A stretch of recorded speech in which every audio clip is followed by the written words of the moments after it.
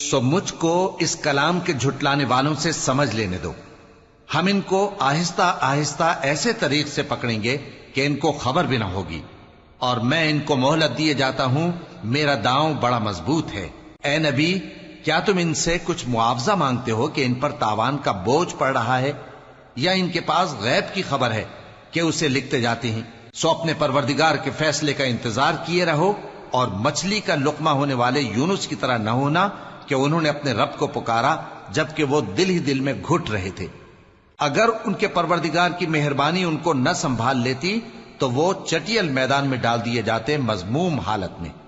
پھر ان کے پروردگار نے ان کو برگزیدہ کر کے نیکوکاروں میں شامل کر لیا.